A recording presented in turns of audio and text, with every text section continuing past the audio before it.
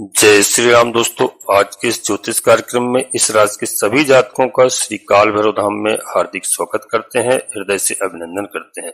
माता भद्रकाली, बाबा भैरवनाथ आप सभी के ऊपर सदैव कृपा बनाए रखें। जी हाँ दोस्तों, आज की वीडियो में मैंने जो लिखा है कि समय किसका अच्छा होगा और किसको राजयोग मिलेगा। जी हाँ दोस्तों, इस समय ग्रहों के राजा सूर्यदेव भगवान राशि परिवर्तन करने जा रहे हैं और ग्रहों के युवराज भी राशि परिवर्तन करेंगे। तो दोस्तों, बुध और सूर्य यानी राजा और युवराज, यह दोनों की युति होने वाली है इस लंबे समय के लिए। जी हाँ प्यारे दोस्तों, 16 जुलाई को सूर्यदेव भगवान ग्रहों के राजा है, इनका गोचर कर्क राशि में होगा। जी हाँ, और दोस्तों 16 जुलाई से लेकर के 16 अगस्त तक सूर्यदेव भगवान कर्क राशि पर गोचर करेंगे और ग्रहों के युवराज बुध महाराज पहले से ही गोचर कर रहे हैं, जिससे बुद्धादित्य योग भी बनेगा और जो कि आप हमेशा सुनते हैं। परंतु इस बार दोस्तों ये बुध आदित्य योग जो बनना है ये लंबे समय के लिए, पूरे 1 महीने के लिए बनने जा रहा है। और इसका प्रभाव क्या होगा, और राजा सूर्यदेव भगवान जब कर्क राशि पर गोचर करना प्रारंभ कर देंगे, क्योंकि कर्क राशि दोस्तों चंद्रमा की राशि है, जो बहुत ही कहा जाए कि एक महत्वपूर्ण ग्रह है चंद्रमा, जिसके प्रभाव से हम बहुत कुछ प्रभावित होते हैं। जी हाँ, क्योंकि दोस्तों चंद्रमा मन के कारक ग्रह हैं और हर एक व्यक्ति को चंद्रमा मन के रूप में विशेष करके प्रभावित करते हैं। जी हाँ दोस्तों, कहते हैं ना कि मन के हारे हार है, मन के जीते जीत। तो इन सभी स्थितियों का क्या प्रभाव होगा, यह आज हम पूरी चर्चा करेंगे। बस आप वीडियो में अंत तक रहने का प्रयास करना। जी हाँ, और अच्छा बुरा क्या फल आपको प्राप्त होगा, क्या उपाय करने होंगे, सभी कुछ बताऊंगा आज की वीडियो में। जी हाँ प्यारे दोस्तों, ग्रह स्थिति को हम डिटेल में समझते हैं, जिससे दोस्तों हम समझ पाए क्योंकि उसके पीछे क्या ग्रह स्थिति है। जैसे दोस्तों हमने समझा कि 16 जुलाई से सूर्यदेव भगवान आ जाएंगे कर्क राशि में और 16 अगस्त तक गोचर करेंगे, परंतु यह कर्क राशि जी हाँ 3 नक्षत्रों को मिलाकर के बनी हुई है, पुनर्वसु नक्षत्र, पुष्प नक्षत्र और अश्लेखा। तो दोस्तों पुनर्वसु देवगुरु बृहस्पति महाराज का नक्षत्र है और पुष्प नक्षत्र किसका है, पुष्प नक्षत्र न्यायाधीश शनिदेव महाराज का है और अश्लेखा नक्षत्र किसका है प्यारे दोस्तों, अश्लेखा नक्षत्र युवराज बुध का है। आज हम पूरी चर्चा करेंगे। पुनर्वसु का चौथा चरण ही है कर्क राशि में, बाकी मिथुन राशि पर है। तो दोस्तों 16 जुलाई को जब सूर्यदेव भगवान का गोचर कर्क राशि पर होगा, तो दोस्तों पुनर्वसु यानी कि देवगुरु बृहस्पति के नक्षत्र में 16 तारीख से लेकर के 20 जुलाई तक गोचर करेंगे और 16 जुलाई को इनका गोचर काल प्रारंभ हो जाएगा।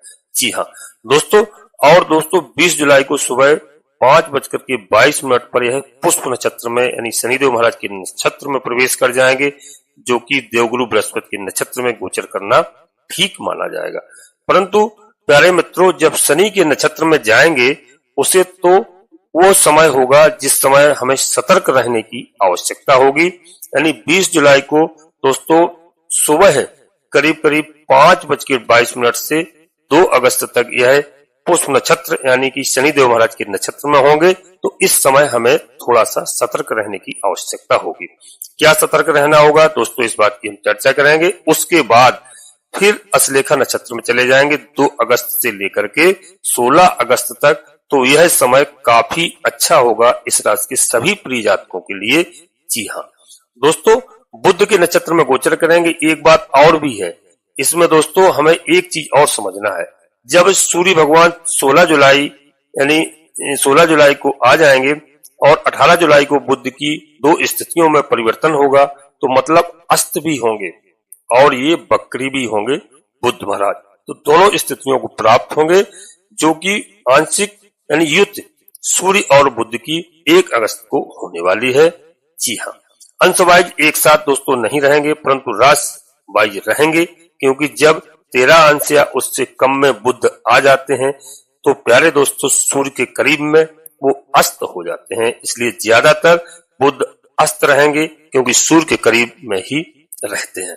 तो दोस्तों ये सब स्थितियां हैं और इनका क्या फल होगा इसे हम समझते हैं गहराई से। और मैंने डेट वाइज इसलिए समझाया आपको कि ध्यान रखिए इन तारीखों का इस समय आपको थोड़ा सा सतर्क रहना है और इस समय आप किन तारीखों में आपको लाभ होगा, क्योंकि दोस्तों अब हम लोग मानते हैं, पहले हमारे जो बुजुर्ग थे वो प्रतिदिन, जी हाँ, प्रतिदिन ऐसे उपाय करते थे, प्रतिदिन ऐसे कार्य करते थे, प्रतिदिन यानी घर से निकलते वक्त भी दोस्तों जो कहते हैं ना सगुन, एक कहते हैं सगुन साध के निकलते हैं। जी हाँ, अब हम लोग नहीं मानते हैं, अब जितने टाइम उठाया और झोला चल लिए दोस्तों। जैसे पहले की एक मैं बात बता दूं, थोड़ा ध्यान से सुनना। जी हाँ, जो हमारे बुजुर्ग कहते थे वो मानते थे दोस्तों। रवि को पान, रविवार के दिन पान खा करके निकलते थे। रवि को पान, सोम को दर्पण, सोमवार के दिन शीशा देख करके निकलते थे। रवि को पान, सोम को दर्पण, मंगल धनिया, मंगलवार को धनिया खा करके निकलते थे। मंगल धनिया, बुद्ध मिठाई, बुधवार को मिठाई का सेवन करके निकलते थे। बुद्ध मिठाई, बिफय राई, गुरुवार के दिन राई को थोड़ा सा 4 दाना मुंह में डाल के निकलते थे, यह सगुन होते थे। बिफय राई, शुक्र कहे हमें दही सुहाई, शुक्रवार के दिन दही खा करके जाते थे।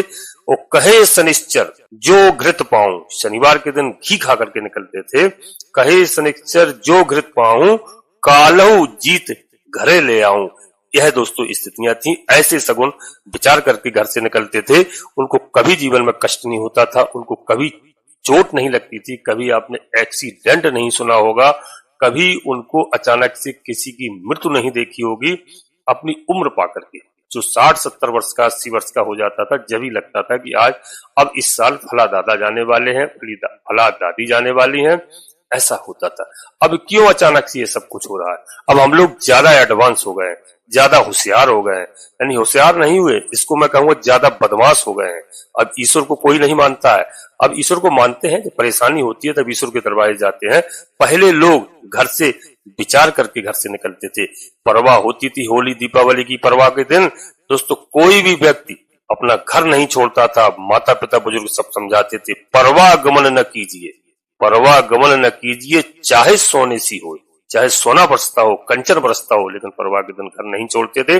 अब लोग बाग दीपावली का पर्व मनाया, अपनी ड्यूटी पे, नौकरी पे चल दिए, अपना घर में छुट्टी आया कि हमारे पास समय नहीं है। ये सब गलत है। इस बात को मैं आपको बुरा अवश्य लगेगा।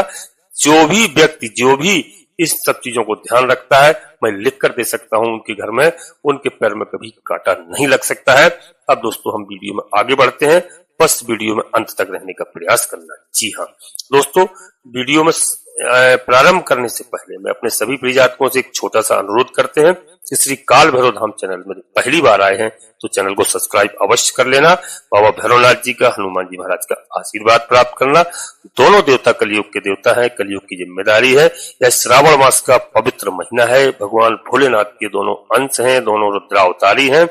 और भगवान भोलेनाथ ने जो सृष्टि के रचयिता है हनुमान जी महाराज को और बाबा भैरवनाथ जी को कलयुग की जिम्मेदारी सौंपी हुई है।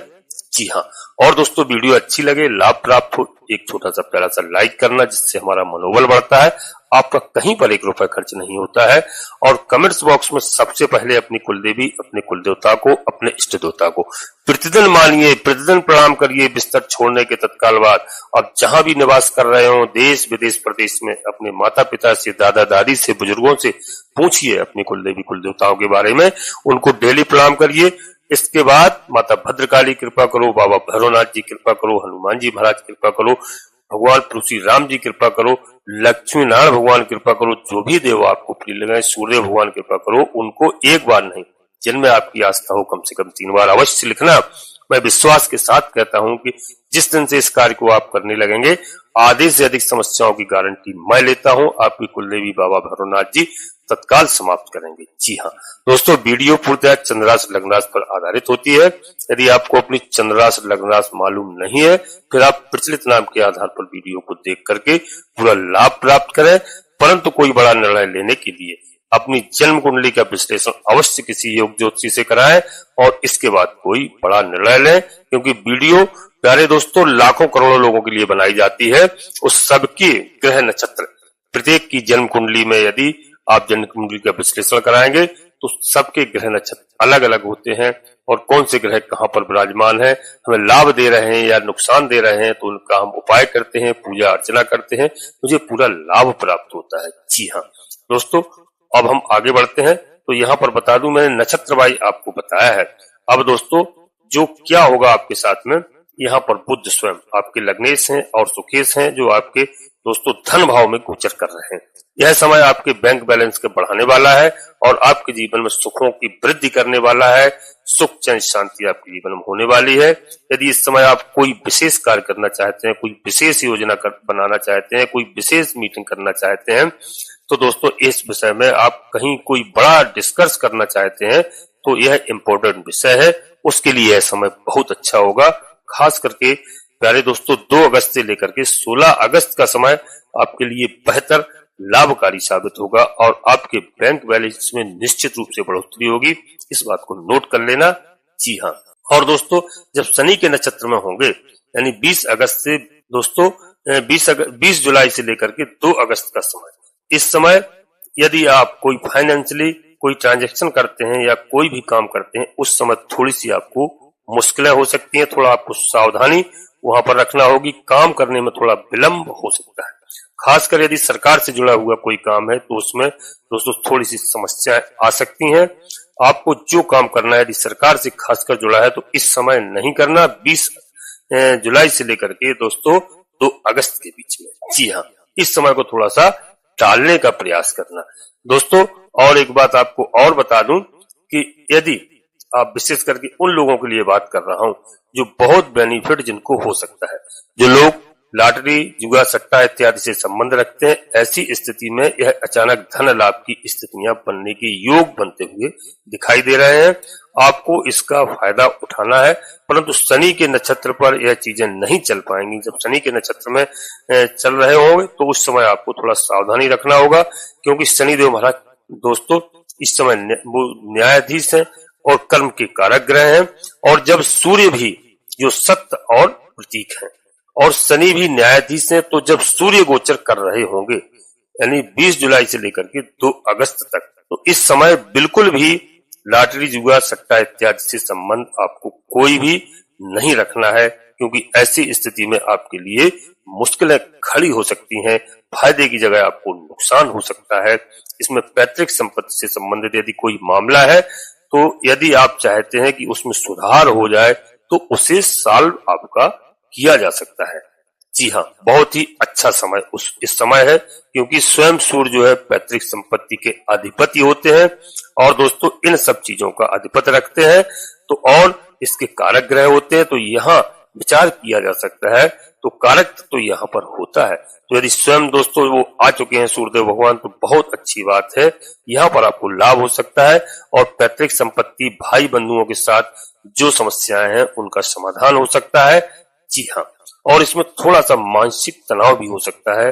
थोड़ा सा पहले डिस्कशन आप कर लें, क्योंकि यह कार्य इस समय आपके निपट सकते हैं, परंतु यदि आप प्रयास करेंगे तो अंत में आपके काम अवश्य सब बन जाएंगे, कोई समस्या नहीं होगी। पहले थोड़ा भाग दौड़ आपको करना पड़ सकती है, लेकिन वाद विवाद आपका हल्का फुल्का हो सकता है, लेकिन समस्याओं का समाधान यहाँ पर हो सकता है। आपको 100% यहाँ पर सफलता मिल सकती है। जी हाँ, यह मैं आपको बता रहा हूँ और इस कार्य को आप कर सकते हैं। इस समय प्यारे दोस्तों एक चीज बहुत ध्यान रखिए कि बाड़ी जो है आपकी बहुत अच्छी है और बाड़ी बहुत अच्छी रहेगी। निश्चित रूप से इस समय दोस्तों आपकी बाड़ी से जो भी आप निर्णय लेंगे बहुत अच्छा निर्णय होगा। बशर्ते जल्दबाजी नहीं करना है, किसी को कठोर शब्द नहीं बोलना है, धैर्य के साथ आपको कार्य करना है, क्योंकि आप गलती ना करें, क्योंकि आप किसी से गलत नहीं बोले, क्योंकि उससे आपकी समस्याएं उलझ सकती हैं। जी हाँ, इस बात का विशेष ध्यान रखना, यही मेरा समझाने का फर्ज है, यही मैं बताता हूँ, यही अपने प्रिय जातकों के लिए कि किस समय पर आपको कैसे आपको चलना है और कैसे आपके कार्य बन सकते हैं। यहाँ पर समस्याओं का समाधान आपका हो सकता है। आप क्रोध पर कंट्रोल रखेंगे, वाणी पर नियंत्रण रखेंगे, आपके सारे काम बनेंगे। जिन लोगों से जी हाँ आपकी अब तक अनबन चल रही थी, उनसे आपके अच्छे संबंध होंगे। जो आस पड़ोस के लोग आपसे जलते थे, ईर्ष्या रखते थे, यह एक ऐसा समय है कि इस समय वह आपसे अच्छे संबंध बनाने का प्रयास कर सकते हैं। जी हाँ, बहुत चीजें इस समय आपकी रिकवर हो सकती हैं दोस्तों, और आप सोच समझ के बोलिए। ऐसा नहीं कि जोश में आकर के आप कुछ बोल रहे हैं, होश खो जाए। कई बार आप ऐसे वादे भी कर देंगे लोगों से जोश में, बाद में फिर तकलीफें होंगी उन बातों को पूरा करने में। तो दोस्तों इस समय आपको विशेष करके ऐसे कार्य करना है, झूठी साची किसी से वादे भी नहीं करना है, बिल्कुल गलत कार्य नहीं करना है। ध्यान रखिए, यह सूर्य भगवान का जो गोचर है यह आपके लिए बहुत ही लाभकारी है, क्योंकि सूर्य जो है और बुध के मित्र हैं। तो दोस्तों यहाँ पर बुध आदित्य योग बन रहा है और कर्क में है तो ठीक है, पर बुध दोस्तों कंफर्टेबल नहीं हुआ करते हैं कर्क में, खासकर गुरु के नक्षत्र में प्रारंभिक स्थिति में होंगे तो उस समय थोड़ा सा ध्यान आपको रखना है। बहुत अच्छी बात है, क्योंकि पुनर्वसु में, जी हाँ पुनर्वसु नक्षत्र में, तो दोस्तों पहले यह प्रभाव अच्छा देने वाले हैं गुरु। तो जो लोग यहाँ पर सोना चांदी से संबंधित व्यापार करते हैं तो ऐसी स्थिति में, ऐसे में जो प्रारंभिक कहना चाहिए 16 से 19 का समय है, जी हाँ यह समय जो 16 से 19 तारीख का है सुबह 5:22, तो उस समय तो दोस्तों रात होती है, यानी 19 तारीख को आपको पकड़ के चलना चाहिए। तो यह समय आपके लिए बहुत अच्छा है खासकर, और टीचिंग लाइन में जो है सोना चांदी से संबंधित काम करते हैं, पुरोहित से संबंधित काम करते हैं और भी बहुत सारे गुरु के अधिपत्य हैं, तो इस समय बहुत अच्छे रिजल्ट उनको मिल सकते हैं। इनमें प्यारे दोस्तों खास करके बेनिफिट होगा, सबसे बड़ी बात मान सम्मान आपको मिलेगा और आपको कोई दोस्तों कई तरह से दोस्तों समस्याओं का यहाँ पर समाधान होगा। जी हाँ दोस्तों, इस समय आपसे कोई बुरा कहने वाला नहीं मिलेगा, इस बात का ध्यान रखना, बशर्ते आप वाणी पर नियंत्रण रख करके सारे कार्य करना। जी हाँ, और यहाँ पर आपको एक बात और बता दूं, आपको अच्छे परिणाम देखने को मिल सकते हैं। आप भुवन भास्कर सूर्यदेव भगवान की आराधना करिए, सूर्यदेव भगवान के मंत्रों का आप जाप करिए और माता गायत्री जी के माँ गायत्री मंत्र के आप जाप कर सकते हैं, प्रतिदिन करिए, यह आपके लिए बहुत अच्छा होगा। 1 लोटा जल आप सूर्यदेव भगवान को प्रतिदिन थोड़ा मिष्ठान डाल करके, थोड़ा सा दोस्तों लाल पुष्प डाल करके सूर्यदेव भगवान को अर्पित करें, आपके लिए बहुत अच्छा होगा, बहुत लाभकारी होगा। और श्रावण मास का महीना चल रहा है, भगवान भोलेनाथ को आप प्रतिदिन जलाभिषेक करिए, बेलपत्र दोस्तों चढ़ाइए और जो है घी से, दूध से, दही से, भांग से इत्यादि जो आपसे बन सके उनका अभिषेक करिए। भगवान भोलेनाथ का यह महीना पवित्र महीना है और सूर्यदेव भगवान को तो आप प्रतिदिन 1 लोटा जल अर्पित करिए। जी हाँ, अपने घर से करिए। यदि आप भगवान भोलेनाथ के मंदिर प्रतिदिन नहीं जा सकते हैं, शिवालय नहीं जा सकते हैं, तो आप घर से सूर्यदेव भगवान को अवश्य कर दीजिए और अपने पूर्वज हैं, अपने पिता हैं, उनका भी आशीर्वाद प्राप्त करिए। जी हाँ, अपने माता पिता को प्रतिदिन प्रणाम करिए, यदि आपके साथ में रहते हैं, निवास करते हैं, जीवित हैं, बहुत अच्छी बात है, नहीं है तब भी आप प्रतिदिन उनको प्रणाम करिए। और दोस्तों शनिदेव महाराज को प्रसन्न करने के लिए मैं हमेशा बताता हूँ, पीपल के वृक्ष में दोस्तों, पीपल के वृक्ष के नीचे संध्या के समय 1 सरसों के तिल दीपक अवश्य आप जलाइए, शनिवार के दिन तो अवश्य जलाइए और पीपल के वृक्ष की 5 परिक्रमा अवश्य करिए, यह आपके लिए बहुत लाभकारी होगा। इस बात का ध्यान रखना, विशेष यह कार्य आपको हमेशा करना चाहिए। जी हाँ दोस्तों, अब दोस्तों हम अपनी वाणी को यहीं पर विराम देना चाहते हैं और हमने जो आपको बताया इस बात का ध्यान रखना, परंतु कोई बड़ा निर्णय लेने के लिए जन्म कुंडली का विश्लेषण अवश्य किसी योग ज्योतिषी से कराना। जी हाँ, शनिदेव महाराज के लिए लोग दोस्तों कोई परेशानी की आवश्यकता नहीं, परेशान नहीं होना, क्योंकि शनिदेव महाराज एक धीमी गति के ग्रह हैं, धीरे धीरे व्यक्ति के जीवन में बदलाव लाते हैं और 36 वर्ष की उम्र के बाद व्यक्ति के जीवन में विशेष प्रभाव डालते हैं, परिश्रम अधिक करवाते हैं, सत्य एवं न्याय पर चलने के वाले व्यक्ति को सबसे ऊंची ऊंचाइयों पर ले जाते हैं, संघर्ष के बाद ही फल प्रदान करते हैं, इसमें घबराने की कोई आवश्यकता नहीं है। और शनिवार के दिन विशेष करके आप सरसों के तेल में चुपड़ी हुई रोटी या पूरी पराठा सरसों के तेल में अवश्य किसी काले कुत्ते को भूख खिलाइए। यदि काला कुत्ता नहीं मिलता है तो आप किसी भी रंग के कुत्ते को खिला सकते हैं। इससे कलयुग का राजा जो राहु कहे गए हैं, राहु भी प्रसन्न होते हैं, शनिदेव महाराज प्रसन्न होते हैं, बाबा भैरवनाथ जी प्रसन्न होते हैं, आपके सारे कार्य बनते हैं। गरीबों को आप जो अपनी सामर्थ्य के अनुसार दान दक्षिणा दीजिए, भिखारियों को, लंगड़े लूलों को आप भोजन व्यवस्था करिए, आपके जीवन में बहुत अच्छे बदलाव आएंगे। जी हाँ दोस्तों, मैं सामर्थ्य के अनुसार बता रहा हूँ, ऐसा नहीं कह रहा हूँ आप कर्ज करके बांटिए, आपकी सामर्थ्य है जितनी भी उस अनुसार आपको प्रत्येक व्यक्ति को कार्य करना चाहिए। दोस्तों अपनी वाणी को यहीं पर विराम देना चाहता हूँ और वीडियो के अंत में पुनः एक बार फिर अनुरोध करता हूँ कि श्री काल भैरव धाम चैनल में पहली बार आए हैं तो दोस्तों चैनल को सब्सक्राइब अवश्य कर लेना और एक छोटा सा प्यारा सा लाइक करना। कमेंट्स बॉक्स में पूरी भक्ति भाव के साथ सबसे पहले अपनी कुलदेवी, अपने कुलदेवता, अपने इष्ट देवता को प्रतिदिन याद करिए, प्रणाम करिए, जहां निवास कर रहे हो वहां से करिए।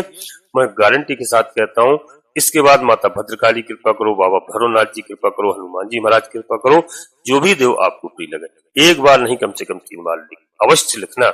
आधे से अधिक समस्याओं का समाधान आपकी कुलदेवी बाबा भैरवनाथ जी तत्काल कराएंगे।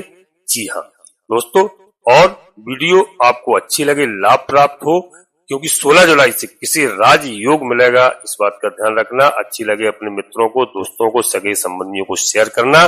सभी का लाभ हो, सभी का कल्याण हो, आप सभी लोग परिवार के साथ स्वस्थ रहें, मस्त रहें, खुश रहें। धन्यवाद दोस्तों।